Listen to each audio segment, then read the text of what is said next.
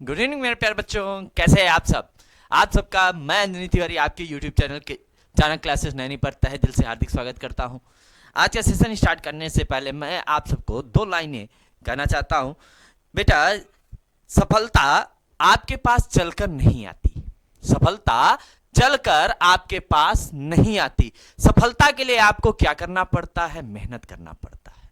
सफलता प्राप्त करने के लिए आपको क्या करना पड़ता है? मेहनत करना पड़ता है। उस मेहनत का परिणाम यह होता है कि आप आज से भविष्य में जब जाते हो तो आपका भविष्य उज्जवल बनता है।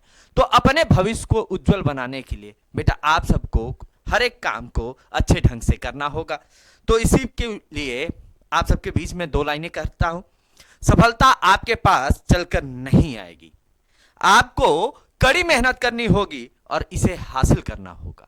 सफलता आपके पास चलकर नहीं आएगी, आपको कड़ी मेहनत करना होगा और सफलता हासिल करना होगा। अपने समय का समझदारी से उपयोग करो और सुनिश्चित करो कि आप सही रास्ते पर हो। अगर आप बेटा सही रास्ते पर हो तो आपको एक चीजें ये समझ में आती है कि आपका किया गया कार्य क्या होता है, उत्कृष्ट होता है और बहुत ही अच्छा होता है। अब बेटा जैसा कि आप समझ पा रहे हो कि आज का जो दिन है वो हमारे नववर्ष का पहला दिन है, यानी आज से ही हमारा जो नया साल है वो आरंभ होता है। तो नए साल के लिए बेटा, नए साल के लिए आपको क्या करना है कि नए साल पर नए तरीके से नई चीजों को सीखना है और अपने एग्जाम्स, अपने आने वाले भविष्य के लिए आपको मन लगा के अपने पढ़ाई पर ध्यान देना है।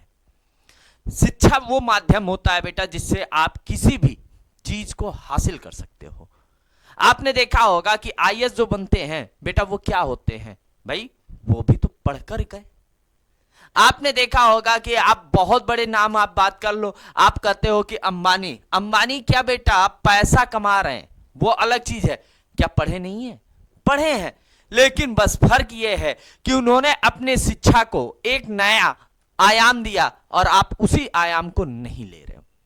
तो उस आयाम को प्राप्त करो और आने वाले भविष्य के लिए आप अपनी कड़ी मेहनत करते हुए अपने भविष्य को एक उज्जवल, साकार, संरचनात्मक अवस्था में ले जाने का प्रयास करो।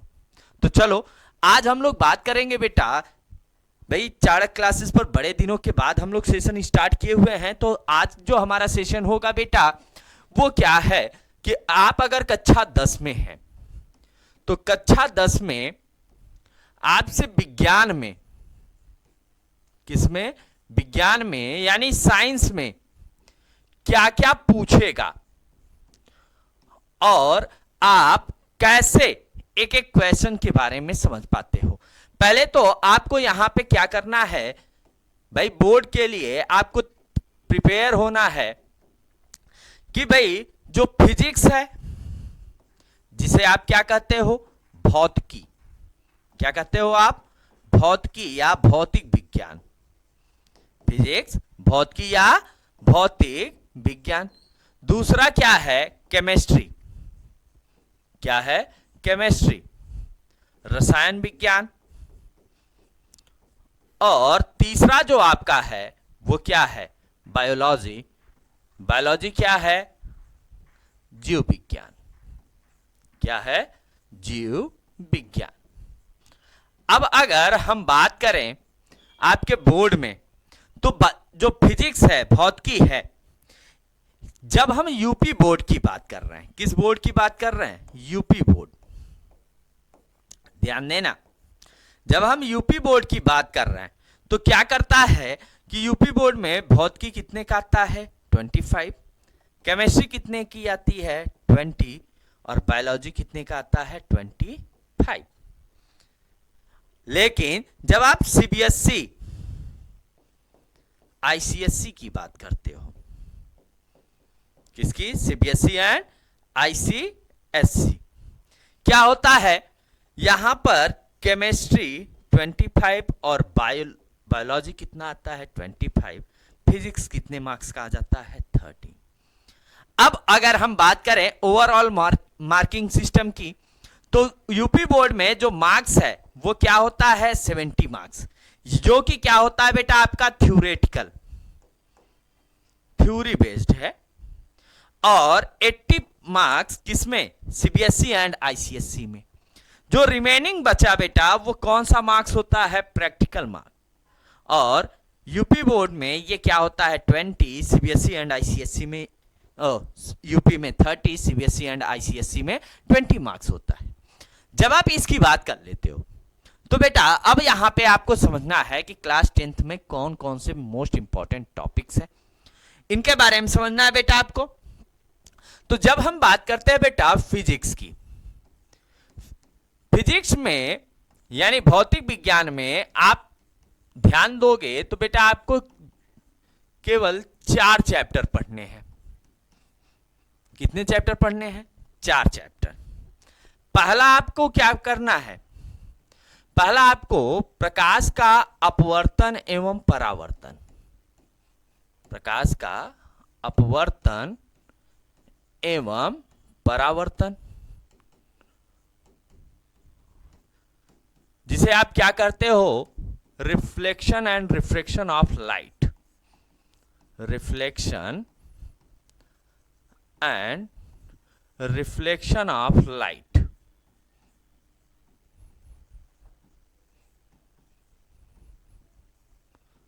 ठीक। सेकेंड वन आपको क्या यहां पे समझना है भाई, ये तो आप जनरल कॉन्सेप्ट में चल रहे हो। आपने क्या कहा कि भाई इसमें आपको क्या करना है कि आपको पढ़ना है प्रकाश का अपवर्तन एंड परावर्तन। अब बेटा इसमें एक चीज आपको ये ध्यान देनी है कि हर एक टॉपिक को क्या करना है, आपको हर एक टॉपिक को अच्छे से समझना है। और सेकंड जो आपका होता है वो क्या होता है, मानव नेत्र। क्या होता है, मानव नेत्र। मानव नेत्र को क्या कहते हैं, ह्यूमन आई। क्या कहते हैं, ह्यूमन आई। ये बात क्लियर हो गई। यानी ये 2 चैप्टर आपको पढ़ने हैं। तीसरा आपको क्या पढ़ना है, मैग्नेटिक इफेक्ट ऑफ इलेक्ट्रिसिटी, यानी विद्युत का चुंबकीय प्रभाव। क्या पढ़ना है, विद्युत का चुंबकीय प्रभाव, जिसे आप क्या कहोगे, magnetic effect of, magnetic effect of electricity, electricity. और जो चौथा आपको पढ़ना होता है बेटा, चौथा चैप्टर, वो क्या होता है, सोर्सेज ऑफ एनर्जीज, यानी ऊर्जा के स्रोत। क्या पढ़ना है, ऊर्जा के स्रोत, सोर्सेस ऑफ एनर्जी।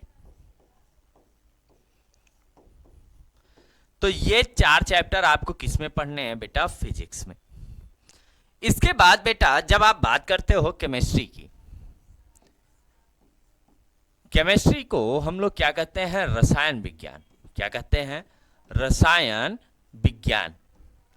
यहां भी बेटा आपको कितने चैप्टर पढ़ने हैं, 4 ही चैप्टर पढ़ने हैं। कितने चैप्टर पढ़ने हैं, 4। पहला आपका क्या होता है, रासायनिक अभिक्रियाएं एवं समीकरण। क्या होता है, रासायनिक अभिक्रियाएं एवं समीकरण। किसके बारे में आप बात करोगे बेटा, रासायनिक अपक्रिया के बारे में बात करोगे, और किसके बारे में, समीकरण के बारे में, जिसे आप क्या कहते हो, केमिकल रिएक्शंस एंड इक्वेशंस। किसके बारे में, chemical reaction and equations. Second जो आपका चैप्टर होता है वो क्या होता है, अम्ल, क्षार एवं लवण। क्या होता है, अम्ल, क्षार एवं लवण, जिसे आप क्या कहोगे, एसिड, बेस एंड सॉल्ट। क्या कहोगे, acid, base and salt. Third one जो तीसरा आपका चैप्टर होगा वो क्या होगा, धातु एवं अधातु। क्या होगा? धातु एवं अधातु,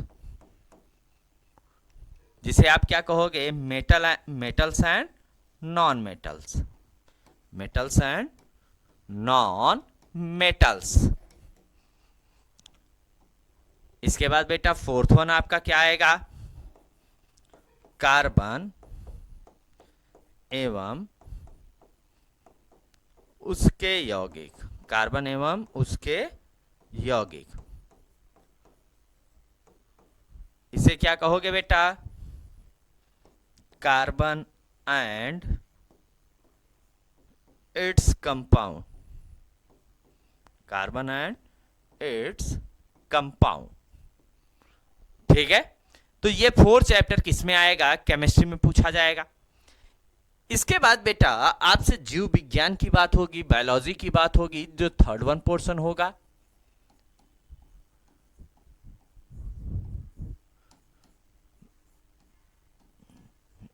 जीव विज्ञान,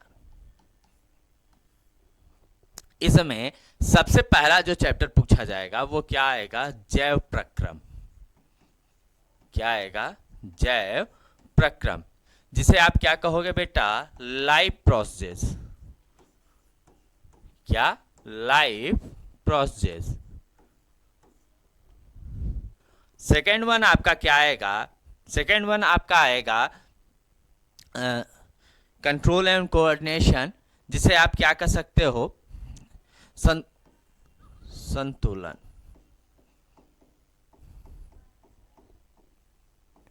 एवं सहयोजन। अब इसे क्या कह रहे हैं? Control and coordination.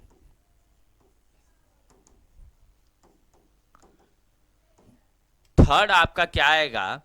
थर्ड आपका आएगा यहां प्रजनन। क्या आएगा? प्रजनन, जिसे आप क्या कहोगे? रिप्रोडक्शन। क्या कहोगे? रिप्रोडक्शन। फोर्थ आपका क्या आएगा? वंशागति। क्या आएगा? वंशागति, जिसे आप क्या कहोगे? हेरिडिटी। हेरिडिटी। और लास्ट वन चैप्टर आपका यहां पे क्या आएगा? हमारा पर्यावरण। क्या आएगा? हमारा पर्यावरण, जिसे आप क्या कहोगे? Our environment. क्या कहोगे? Our environment. तो बेटा ये तो रही बात आपके ओवरऑल चैप्टर्स के बारे में कि भाई इसमें कौन सा चैप्टर है और कौन कौन से चैप्टर आपको पढ़ने हैं। तो चलो बेटा अब आपसे हम बात करेंगे कि किस चैप्टर से कितना और क्या महत्वपूर्ण है। तो सबसे पहले हम यहाँ पे बात करेंगे रसायन विज्ञान से। और रसायन विज्ञान में बेटा जो पहला चैप्टर है, केमिस्ट्री का जो पहला चैप्टर है, इससे हम स्टार्ट करते हैं कि आपको क्या क्या पढ़ना है और क्या क्या याद रखना है। तो पहला चैप्टर आपका क्या है? रासायनिक अभिक्रिया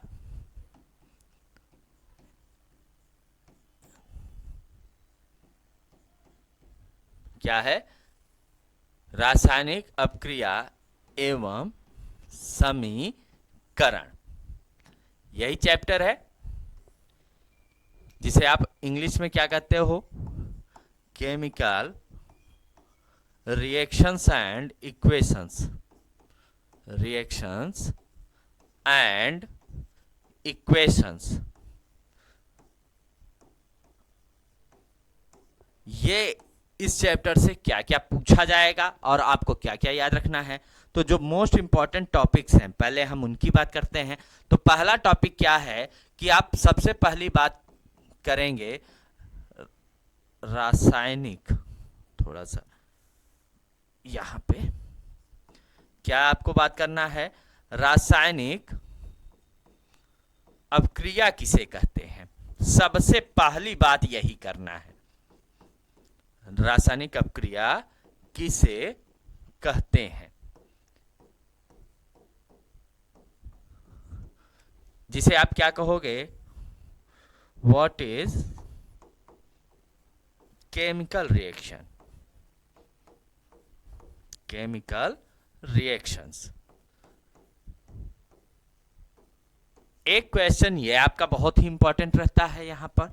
दूसरा, रासायनिक अपक्रिया के घटक कौन कौन से होते हैं, क्या हो, दूसरा पूछा जाएगा, रासायनिक अपक्रिया के घटक कौन कौन से हैं, कौन कौन से हैं। एक क्वेश्चन आपसे ये बहुत कॉमन पूछता है कि what are components of chemical reactions, यानी कोई भी केमिकल रिएक्शन हो रहा है, इसके कंपोनेंट कौन कौन से होते हैं। एक क्वेश्चन ये आपसे पूछा जाता है, ठीक है। तो ये दो क्वेश्चन हो गए कि पहला क्या है कि रासायनिक अपक्रिया किसे कहते हो, और दूसरा क्या है रासायनिक अपक्रिया के घटक कौन कौन से होते हैं। तीसरा आपसे क्या क्वेश्चन पूछता है, रासायनिक अपक्रिया का वर्गीकरण कैसे किया जाता है, कैसे किया जाता है। एक क्वेश्चन ये आपसे पूछेगा, bye which method classification of chemical reactions takes place।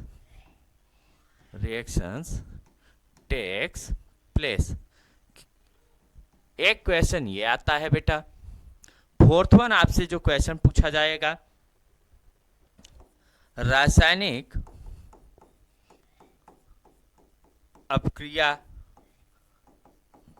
के प्रकार, क्या पूछेगा, रासायनिक अपक्रिया के प्रकार, यानी टाइप्स ऑफ केमिकल रिएक्शंस, ये पूछेगा। फिर आपसे क्या पूछेगा बेटा, संक्षारण किसे कहते हैं, क्या पूछेगा, संक्षारण किसे कहते हैं, जिसे आप क्या कहोगे, व्हाट इज कोरोजन। इसके बाद बेटा जो नेक्स्ट क्वेश्चन आपसे पूछेगा 6-1, वो क्या पूछेगा, विकृत गंधिता क्या होती है, विकृत गंधिता क्या होती है, तथा इसका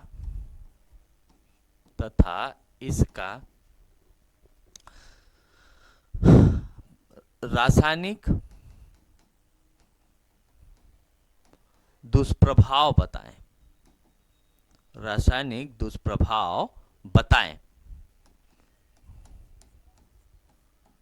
ठीक, अब इसका क्या होता है कि व्हाट इज रेंसिडिटी, विकृत गंधिता क्या है, and define about it's bad effect या केमिकली बैड इफेक्ट्स। अब ये तो बेटा मेन टॉपिक से होते हैं, लेकिन आपसे और क्या क्या पूछेगा बेटा, आपसे जैसे पूछेगा रासायनिक अपक्रिया का संतुलन कैसे किया जाता है। रासायनिक अपक्रिया का संतुलन कैसे किया जाता है, कैसे किया जाता है। ठीक, यानी how the balancing of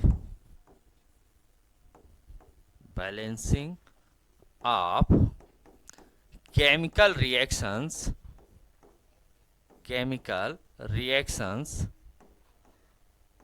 takes place, यानी कैसे आप बैलेंसिंग कराओगे। ठीक है, अब बेटा इसके बाद इसमें और क्या पूछ लेता है बेटा, आठवां जो क्वेश्चन बनता है यहां से वो क्या बनता है कि भाई आपने बैलेंसिंग कर लिया, केमिकल रिएक्शन कर लिया, अब इसमें पूछ लेता है कि उत्क्रमणीय एवं अनुत्क्रमणीय अपक्रिया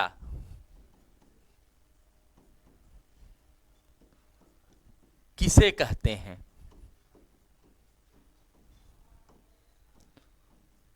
किसे कहते हैं, उदाहरण सहित समझाएं, उदाहरण सहित समझाएं। अब क्या आया कि भाई आपको क्या बताना है, उत्क्रमणीय एवं अनुत्क्रमणीय अपक्रिया, और साथ ही साथ उसके क्या देने हैं बेटा, आपको एग्जाम्पल देने हैं। क्या देने हैं, एग्जाम्पल, यानी define about reversible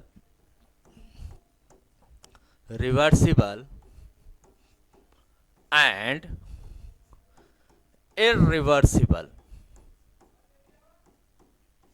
irreversible reactions and explain with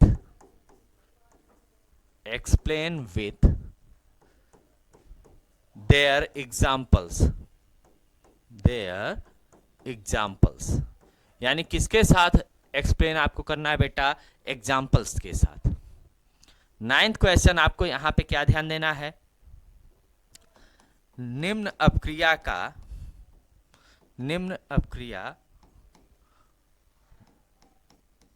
को उदाहरण सहित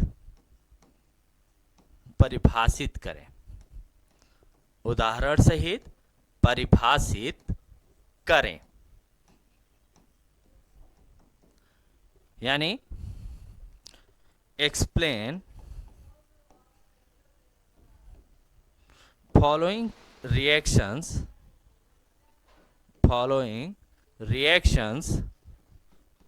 with example, किसके साथ आपको परिभाषित करना है बेटा, एग्जाम्पल्स के साथ। अब इसमें भी आपको सबसे पहला आपको यहां पे क्या, संयोजन अपक्रिया, कौन सी अपक्रिया, संयोजन अपक्रिया,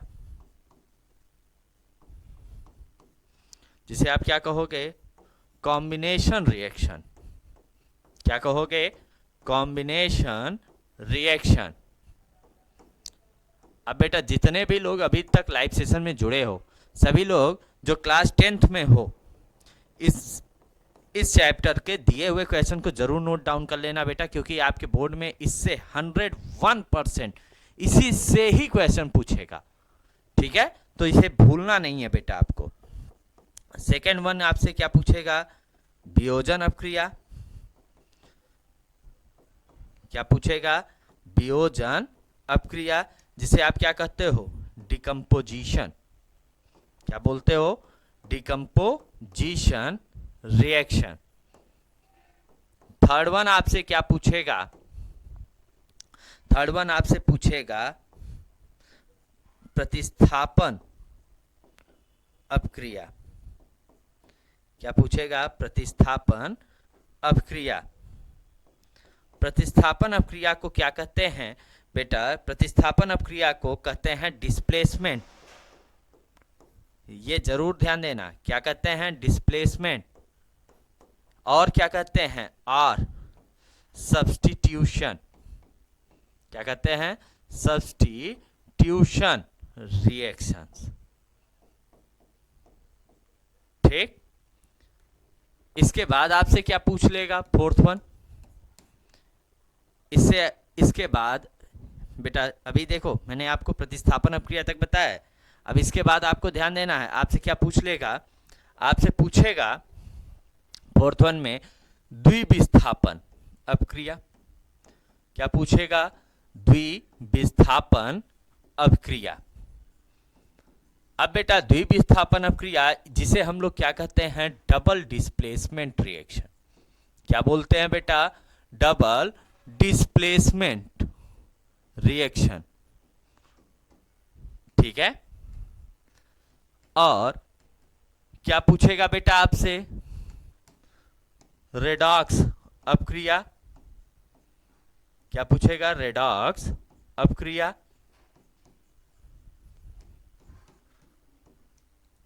जिसे हम क्या कहेंगे बेटा? Redox reactions.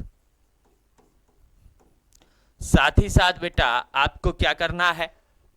और आपसे क्या पूछ लेगा? उष्मा क्षेपी अपक्रिया। क्या पूछ लेगा? उष्मा क्षेपी अपक्रिया, जिसे आप क्या कहोगे बेटा? Exothermic reaction. क्या कहोगे? Exothermic reactions. और आपसे क्या पूछेगा बेटा? यहां पर उष्मा शोषी अपक्रिया। क्या पूछेगा? उष्मा शोषी अभिक्रिया। अब उष्मा शोषी अपक्रिया किसे कहोगे? Endothermic reaction. किसे कहोगे बेटा? Endothermic reactions. तो बेटा ये आपको इतना टॉपिक आपको पढ़ना है, इतना टॉपिक आपको समझना है। किससे? चैप्टर नंबर फर्स्ट से। यानी चैप्टर नंबर फर्स्ट से अगर आपने इतना टॉपिक क्लियर कर लिया तो आपके इस टॉपिक से आने वाले सारे क्वेश्चन क्या हो जाएंगे? कवर अप हो जाएंगे। यानी आपको मैंने जो ये क्वेश्चंस बताए हैं, थोड़ा सा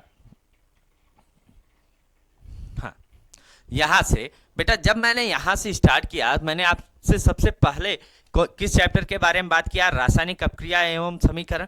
बेटा आप इसका स्क्रीनशॉट लेते चलना या इसे नोट डाउन कर लेना, क्योंकि यही क्वेश्चन ऐसे हैं बेटा जो आपके बोर्ड्स में पूछे जाएंगे।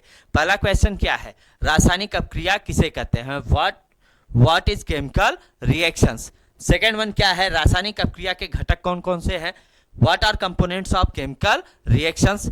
अब बेटा जैसे ही ये कर लोगे तब आपको यहाँ पे क्या ध्यान देना है कि रासायनिक अपक्रिया का वर्गीकरण कैसे किया जाता है, कि by which method classification of chemical reaction takes place. Next क्या है बेटा? रासायनिक अपक्रिया के प्रकार, types of chemical reaction. Next क्या है? संक्षारण किसे कहते हैं? What is corrosion. नेक्स्ट विकृत गंधिता क्या होती है तथा इसका रासायनिक दुष्प्रभाव बताएं। What is rancidity and define about it's chemically bad effect. ये जरूर ध्यान देना बेटा, केमिकली बैड इफेक्ट। और नेक्स्ट क्या है बेटा? रासायनिक अपक्रिया का संतुलन कैसे किया जाता है? How the balancing of chemical reaction takes place. ये आपको ध्यान देना है। नेक्स्ट आपको क्या ध्यान देना है? उत्क्रमणीय एवं अनुत्क्रमणीय अपक्रिया किसे कहते हैं? उदाहरण सहित समझाएं।